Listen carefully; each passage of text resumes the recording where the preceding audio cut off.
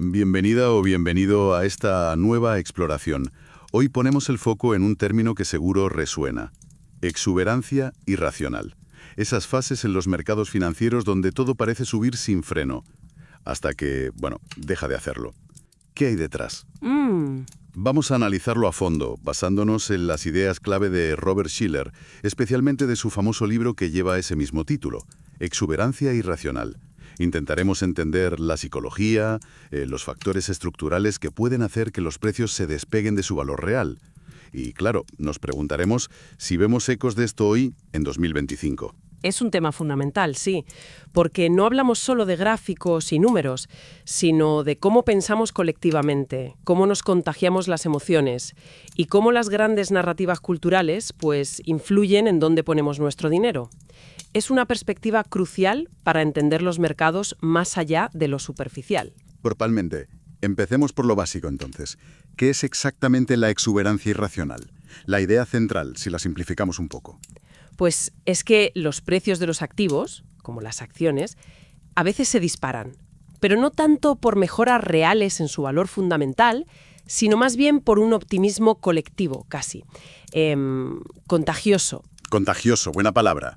Shiller lo define de forma precisa. Dice que es una situación donde precios temporalmente altos se sostienen en gran medida por el entusiasmo de los inversores, en lugar de por una estimación consistente del valor real. La palabra clave ahí es temporalmente. Es una desconexión que, por naturaleza, no puede durar para siempre. Claro, temporalmente.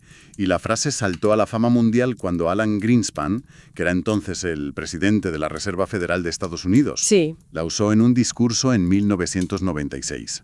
Y tuvo un efecto inmediato, ¿verdad? Los mercados reaccionaron al instante. Así es. El impacto fue global y bastante brusco, la verdad. El Nikkei japonés cayó un 3,2%, el índice alemán DAX un 4%. ¿Un 4%? Sí. El Hang Seng de Hong Kong casi un 3%. Incluso en Wall Street hubo caídas iniciales. Fue como si Greenspan hubiera verbalizado una preocupación que ya estaba ahí, latente. Estaban los precios demasiado altos. Entiendo.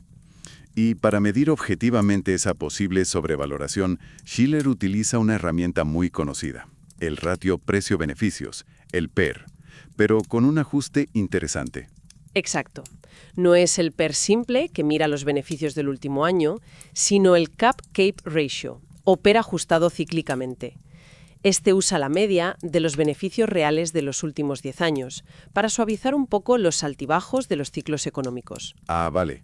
Para tener una visión más estable. Eso es. Y lo que observa Shiller es que, históricamente, cuando este ratio KPE ha estado muy alto, muy por encima de la media, pues ha solido venir seguido de periodos de rentabilidad real bastante mediocre, o incluso negativa, para las acciones en los 10 o 20 años siguientes. O sea que esos picos de valoración muy alta han sido como señales de advertencia. Menciona algunos ejemplos históricos clave, ¿no? Sí, identifica picos muy claros. Por ejemplo, justo antes del gran crash de 1929, el ratio alcanzó un nivel muy elevado para la época, 32,6. Y lo que siguió fueron décadas de rentabilidad real terrible. Pero lo más llamativo, y esto es central en su libro original, es que alrededor del año 2000 el ratio KP superó los 44. 44. Vaya. Un nivel significativamente más alto que en 1929. Eso sí que es un dato potente. Superar el nivel previo al mayor crash del siglo XX. La pregunta era inevitable. ¿Estaba el mercado en una burbuja especulativa de manual? Desde la perspectiva de Shiller, y basándose en este análisis histórico y los factores que vamos a ver ahora, la respuesta era un sí bastante claro. No se trataba solo de esa métrica, claro, sino de entender qué estaba inflando esos precios. Vale. Y eso nos lleva a la siguiente pregunta clave. ¿Qué causa estas burbujas? Shiller no apunta a un único culpable, sino a una, ¿cómo dice? Confluencia de factores. Exacto, una confluencia, como construir Roma, ¿no? No pasa de la noche a la mañana. Señala varios factores que actuaron en conjunto, sobre todo para ese boom de finales de los 90 y principios de los 2000. Por ejemplo, uno muy relevante fue el impacto psicológico de Internet.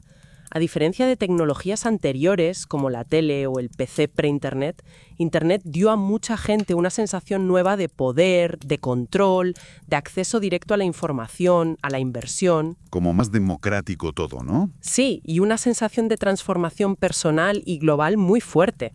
Eso pudo llevar a exagerar las perspectivas futuras de las empresas, incluso las más tradicionales. Interesante ese matiz psicológico. No solo el potencial económico de la tecnología en sí, sino cómo nos hizo sentir. Exacto. Y eso se combina con cambios culturales. Shiller apunta a un aumento del materialismo, más gente considerando mucho dinero como parte esencial de la buena vida, según encuestas, y también un auge de la narrativa del éxito empresarial individual, casi como un ideal. Ya. Invertir en bolsa encajaba perfectamente ahí. Sé tu propio jefe, toma tus propias decisiones financieras, hazte rico por tu cuenta. Y en ese contexto, ¿qué papel jugaron los profesionales, los analistas financieros? ¿Ayudaron a anclar o echaron leña al fuego? Pues, según Shiller, jugaron un papel importante en alimentar el optimismo. Observa un sesgo optimista persistente en sus previsiones de beneficios. Tendían a superar sistemáticamente el crecimiento real que luego se producía. Ah, sí. ¿Tanto? Sí, habla de una diferencia media de 9 puntos porcentuales entre 1979 y 1996. Y también menciona una especie de inflación de notes en las recomendaciones. Lo que antes era un vender, con el tiempo se convirtió en un mantener. Claro, eso ayuda a justificar valoraciones más altas, si los expertos son siempre tan optimistas. Y también menciona cambios estructurales en cómo la gente ahorra para su jubilación. Sí, los cambios en los sistemas de pensiones.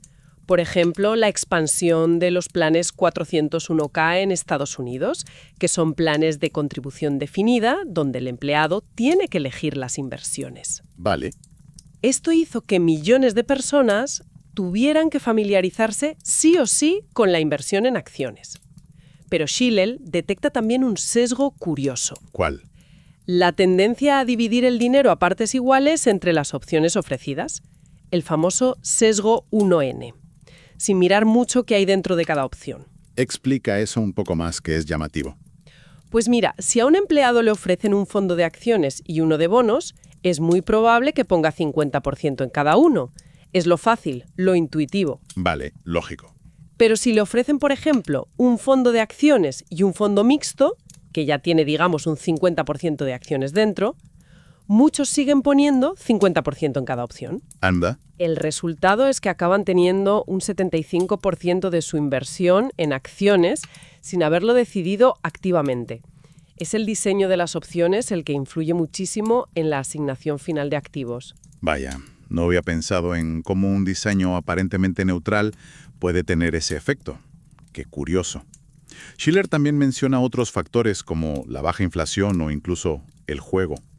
Suena raro. Sí, 2 puntos más que considera. Primero, la baja inflación de los 90. Se percibía como algo muy positivo, claro, pero podía llevar a lo que llama la ilusión monetaria. Ilusión monetaria. Confundir los altos rendimientos nominales del pasado que ocurrieron con alta inflación con los rendimientos reales futuros que se podían esperar. Podía generar expectativas poco realistas sobre las ganancias futuras de la bolsa. Entiendo. Esperar mucho más de lo razonable. El auge del juego legalizado. Loterías, estatales, casinos. ¿Y qué conexión ve Shiller ahí? Suena un poco tangencial, ¿no? Bueno, él sugiere que la normalización y la aceptación social del juego, de asumir riesgos buscando una ganancia potencial rápida, podría haber, digamos, contagiado una menor aversión al riesgo en la especulación bursátil. Ah, como que nos acostumbramos a la idea de apostar. Algo así. No como causa directa, claro, pero sí como un cambio cultural de fondo que facilitaba esa mentalidad de apostar por subidas rápidas en bolsa. Cita incluso anuncios de la época que comparaban directamente las apuestas deportivas con invertir en bolsa, pero más rápido. Fíjate, es uno de esos factores sutiles, pero que pueden influir en la psicología colectiva. Exacto. Y finalmente está la demografía, el famoso baby boom. Ah, sí. El argumento de que había muchísima gente entrando en edad de ahorrar. La teoría popular era esa, que los baby boomers, al llegar a su edad de máximo ahorro para la jubilación, Estaban impulsando la demanda de acciones y por eso subían los precios. Shiller es bastante escéptico sobre el impacto directo y medible de esto en los precios relativos de los activos. Es difícil demostrarlo. Pero, y esto es importante, recalca que la percepción pública de que esto era así, la creencia generalizada de que había una fuerza demográfica imparable sosteniendo el mercado, eso sí era un factor psicológico muy potente.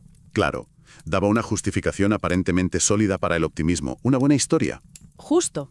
Hacía que la gente pensara, vale, el mercado está alto por una buena razón. Bien, tenemos entonces este conjunto de factores estructurales, psicológicos, culturales. Preparando el terreno. Pero para que se forme una burbuja de verdad hace falta algo que la infle de forma explosiva, ¿verdad? Como echar gasolina al fuego. Exacto. Ahí es donde entran los mecanismos de amplificación. Y Shiller se centra especialmente en los bucles de retroalimentación, los famosos feedback loops. Suena técnico, pero la idea es sencilla, ¿no? Sí, es sencilla pero muy poderosa. Las subidas iniciales de precios, por los factores que sean, generan noticias positivas y optimismo. Esto atrae a nuevos inversores que antes estaban fuera. Claro, ven que la cosa sube. Su demanda impulsa los precios aún más. Estas nuevas subidas generan todavía más optimismo, más noticias positivas y atraen a más gente. Es un ciclo que se retroalimenta. Casi como una profecía autocumplida. La gente compra porque espera que suba y al comprar, pues, hace que suba. Precisamente. Y esto se ve reflejado claramente en la mentalidad de los inversores de la época. Las encuestas que hizo Shiller a finales de los 90 son, reveladoras. ¿Qué decían? Por ejemplo, un 96% de los inversores encuestados estaba de acuerdo en que mantener acciones a largo plazo es la mejor estrategia. Una unanimidad casi sospechosa en temas de inversión, donde siempre hay debate. Ya, 96% es muchísimo. Y aún más llamativa es la confianza en la recuperación tras las caídas, ¿no? Sí, eso es tremendo. El 91% creía que si había otro crash como el de 1987, el mercado se recuperaría en un par de años más o menos. En un par de años. Una fe casi ciega que ignora ejemplos históricos bastante claros como Japón después de 1989 o Estados Unidos después de 1929 o incluso después de 1966, donde las recuperaciones reales fueron mucho más largas y dolorosas. ¿De dónde venía esa confianza tan férrea? No parece que de analizar la historia a fondo como hacía él. Shiller sugiere que venía más bien de la experiencia reciente. Llevaban décadas de mercado mayormente alcista, con caídas que se recuperaban relativamente rápido, y sobre todo de las narrativas populares que circulaban. Narrativas. ¿Te refieres a? Libros con títulos como Dow 40.000, historias en los medios sobre cómo hacerse millonario invirtiendo con paciencia, el vecino que se había forrado con acciones tecnológicas. Estas narrativas conectan a nivel emocional mucho más que un análisis frío de ratios PER o CAPE. Claro, son más atractivas. Y se suman a motores psicológicos muy potentes como el miedo a quedarse fuera, el famoso FOMO, Fear of Missing Out, o el arrepentimiento por no haber invertido antes y ver cómo otros ganaban dinero. También menciona el efecto de jugar con el dinero de la casa, ¿no? Ganancias importantes en bolsa, psicológicamente tiendes a sentir que ese dinero extra lo puedes arriesgar más. Es como si no fuera tuyo del todo. Ya como que duelen menos perderlo. Exacto. Reduce la aversión a la pérdida y la inclinación a vender cuando el mercado sigue subiendo, aunque ya parezca caro. Y eso amplifica aún más el movimiento alcista. Shiller llega a hacer una comparación bastante fuerte hablando de esquemas Ponzi naturales. Suena un poco bestia. Es una analogía provocadora, sí, pero útil para entender la dinámica social. En un esquema Ponzi fraudulento, el gestor usa el dinero de los nuevos inversores para pagar rentabilidades altísimas a los antiguos, creando una ilusión de éxito que atrae a más y más gente. Hasta que colapsa, claro. En una burbuja de mercado no hay un estafador central, pero el mecanismo tiene ciertas similitudes. Las propias subidas de precios recompensan a los que entraron antes. Sus historias de éxito, que son reales en ese momento, atraen a otros. El boca a boca, las noticias. Y las narrativas optimistas que circulan, de medios, analistas, gurús, mantienen el ciclo en marcha, basado en la creencia implícita de que siempre habrá alguien dispuesto a comprar más caro después.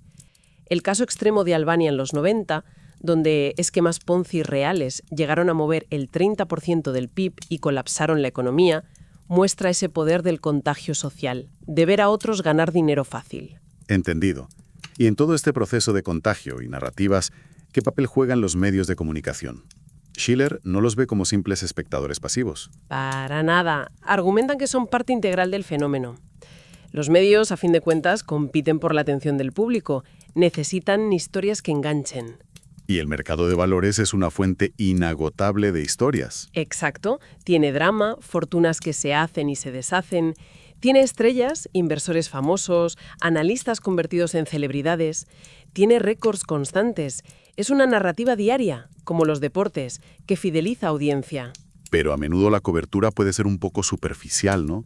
Muy centrada en el corto plazo, en quién sube o baja hoy. Sí, esa es una de las críticas.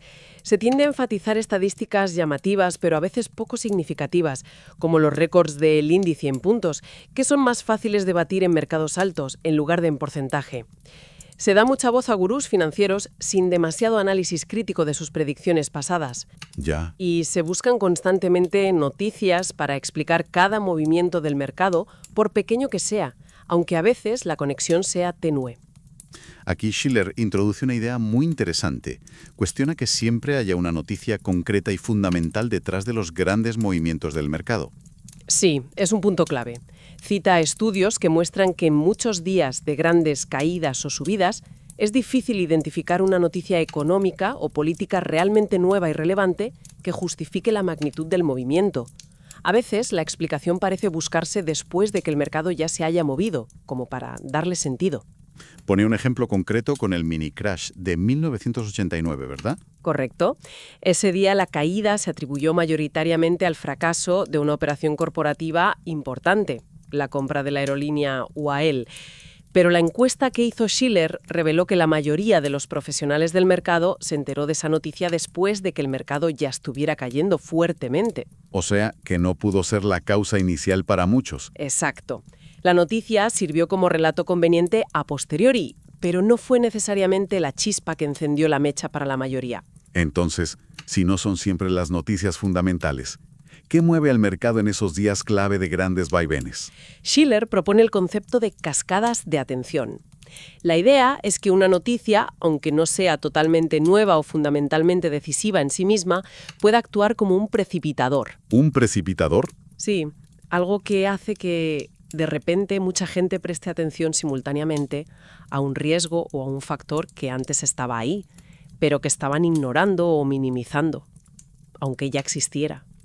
Ah, como que algo redirige el foco colectivo. Justo. Pone el ejemplo del terremoto de Kobe en Japón en 1995.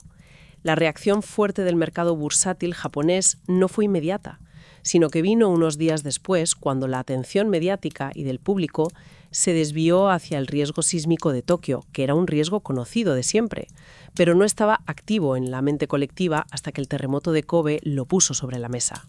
Me parece una idea potente para entender crashes como el de 1929 o el de 1987, donde es difícil encontrar una única causa fundamental, clara y nueva ese mismo día. Totalmente. Para 1929, Schiller argumenta que las noticias económicas de los días clave de la caída no eran tan dramáticas ni tan nuevas como para justificar el desplome. Los titulares de la época se centraban mucho más en los propios movimientos del mercado y en la psicología de los inversores, en el miedo que se extendía. Y para 1987 su encuesta fue aún más clara. Clarísima. Cuando preguntó a los inversores qué había sido lo más importante en su mente ese día del crash, la respuesta mayoritaria fue la propia caída del mercado esa mañana y la semana anterior. El propio movimiento del mercado. Sí. Mencionaban la sobrevaloración previa que ya percibían, el efecto acelerador del program trading, esas órdenes automáticas de venta que se disparaban con las caídas, y, simplemente, el pánico generalizado. Era un feedback negativo autoalimentado en toda regla. Incluso menciona un detalle gráfico curioso sobre ese día de 1987. Sí, que esa misma mañana del crash, el Wall Street Journal había publicado un gráfico que comparaba la evolución de la bolsa de los años 80 con la de los años 20 antes del crash del 29. Sugería visualmente un paralelismo bastante inquietante. Caramba. Ese gráfico, visto por muchísimos inversores justo antes de la apertura, pudo haber preparado psicológicamente a la gente para sobrereaccionar ante las primeras caídas. Todo esto conecta con otra idea recurrente que analiza Shiller, el pensamiento de nueva era, esa sensación casi cíclica de que esta vez es diferente. Exacto. Parece que en cada gran boom especulativo surge una narrativa dominante que justifica los altos precios, argumentando que algo ha cambiado fundamentalmente en la economía o en la sociedad, que las viejas reglas de valoración ya no aplican. Y ha pasado varias veces en la historia. Sí, él repasa varios episodios. Pasó a principios del siglo XX con la revolución tecnológica de la época y las grandes fusiones empresariales. Pasó en los locos años 20, con la producción en masa, la gestión científica, el auge del automóvil. Y más recientemente. En los años 50 y 60 se hablaba del nuevo capitalismo, con más accionistas, fondos de inversión, el gasto del baby boom. Y, por supuesto, en los años 90 fue la era de Internet, la globalización, la alta tecnología y la, entonces, vista como muy positiva, baja inflación. Siempre hay una historia para justificar que estamos en un paradigma nuevo. Y la historia, según Shiller, nos enseña que estas nuevas eras suelen acabar de forma similar, con un aterrizaje forzoso. Pues a menudo no tanto con un crash súbito y violento, aunque a veces también, sino con un largo periodo posterior de rendimientos reales mediocres o nulos. Un desinflado lento. Ah. Las esféricas no se cumplen del todo y la realidad económica y los beneficios empresariales reales no pueden sostener esas valoraciones tan altas. La nueva era se desvanece poco a poco.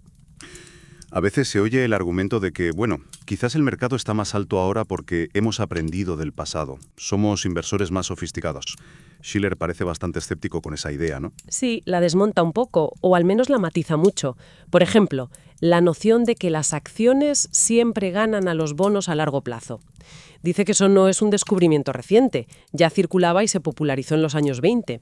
Irving Fisher pensó que ese supuesto aprendizaje estaba detrás del boom de los 20. Vaya. Y además, la afirmación no es universalmente cierta para todos los periodos largos, si miras los datos globales. La confianza actual en que el mercado siempre se recupera rápido tampoco parece derivar de un nuevo análisis histórico profundo, sino más bien de la experiencia reciente y de esos mecanismos de feedback que comentábamos. También critica argumentos que surgieron en la época, como el del libro Dow 36.000, que básicamente decía que la diversificación eliminaba casi todo el riesgo de las acciones y por eso debían valer mucho más. Claro, porque ese argumento ignora el riesgo sistémico, el riesgo de que todo el mercado caiga durante un periodo prolongado. Ese riesgo afecta incluso a las carteras más diversificadas dentro del mundo de las acciones. Shiller concluye que muchas de estas creencias populares se basan en simplificaciones, en hechos sacados de contexto o malinterpretados. No es tanto un aprendizaje profundo y real, sino quizás otra fase de optimismo colectivo. Entendido. Entonces, después de este recorrido tan interesante por las ideas de Shiller, ¿qué podemos llevarnos para nuestra perspectiva actual, mirando hacia 2025? ¿Qué lecciones siguen vigentes? Pues yo creo que lo primero, y quizás lo más importante, es interiorizar de verdad que los mercados financieros son mucho más que números fríos y modelos matemáticos. La psicología colectiva, las narrativas dominantes que se imponen, los cambios estructurales, tecnológicos, sociales, regulatorios y esos bucles de feedback de los que hemos hablado juegan un papel enorme, a veces decisivo. O sea que cualquier análisis de valoración del mercado que ignore estos factores blandos se queda cojo. Totalmente. Se queda muy corto. Y la advertencia que hacía Shiller a principios de siglo sobre los motores específicos del boom de los 90, Internet, la percepción del baby boom, etc., también me parece relevante hoy. ¿En qué sentido? Él decía, básicamente, que esos motores tan potentes no podían seguir acelerando al mismo ritmo indefinidamente para justificar precios cada vez más y más altos, partiendo de niveles ya muy elevados. Si ese impulso extra se desvanecía, argumentaba, ¿qué pasaría? Pues que los retornos futuros de las acciones podrían limitarse, en el mejor de los casos, a sus rendimientos por dividendo, que eran muy bajos entonces y a menudo lo son. Y con esos rendimientos tan bajos, sería muy difícil sostener valoraciones tan elevadas a largo plazo. Es una llamada a la prudencia cuando las valoraciones están muy exigentes. Esto refuerza la idea clásica de la diversificación, claro. pero entendida de forma amplia, no solo dentro de la bolsa. Sí, diversificación real y bien entendida. No solo entre distintas acciones o sectores, sino entre clases de activos diferentes, renta fija, inmobiliario, quizás otros alternativos, entre distintas geografías. E incluso Shiller va más allá y propone pensar en formas de cubrir riesgos macroeconómicos más amplios, como los ligados a nuestros ingresos laborales o al valor de nuestra vivienda. Ha sido pionero con sus ideas sobre macro markets para gestionar esos riesgos. Un enfoque mucho más global del riesgo financiero personal. Eso es. Y finalmente, creo que todo este análisis subraya la necesidad de un debate más informado y sobre todo más sereno sobre la valoración de los mercados, ¿no? Un debate que vaya más allá del ruido diario de las cotizaciones. Totalmente de acuerdo. Necesitamos un diálogo público que considere las implicaciones a largo plazo de las posibles burbujas y sus correcciones, especialmente para temas tan cruciales como las pensiones, el ahorro para la jubilación de millones de personas o la estabilidad financiera general. Necesitamos una conversación que incorpore esta perspectiva histórica y psicológica que aporta Shiller. En definitiva, y para ir cerrando, la exuberancia irracional es mucho más que una frase ingeniosa que lanzó Greenspan. Es una lente muy útil para entender esa compleja danza entre economía, psicología humana y cultura, que a fin de cuentas impulsa los mercados. Comprender estos mecanismos no nos da una bola de cristal para predecir el futuro, claro está. Ojalá. Pero sí nos da un mapa más completo, más realista, para navegar por ellos. Exacto. Y quizás la pregunta final que nos deja Shiller, y que yo creo que es más relevante que nunca hoy en 2025, es esta. ¿Cómo las nuevas tecnologías y las nuevas formas de comunicación, piensa en las redes sociales, la inteligencia artificial aplicada al trading, la velocidad vertiginosa de la información hoy en día, cómo están interactuando con estas tendencias psicológicas humanas tan antiguas, tan arraigadas? Buena pregunta. ¿Las amplifican? Esa es la cuestión. Están amplificando la exuberancia y también el pánico, haciendo los ciclos más rápidos y extremos. O podrían, quizás, con un buen uso, ayudarnos a anclarnos mejor en los fundamentos, a ser más racionales. Es la gran incógnita, yo creo, para entender los mercados del futuro. Una reflexión crucial,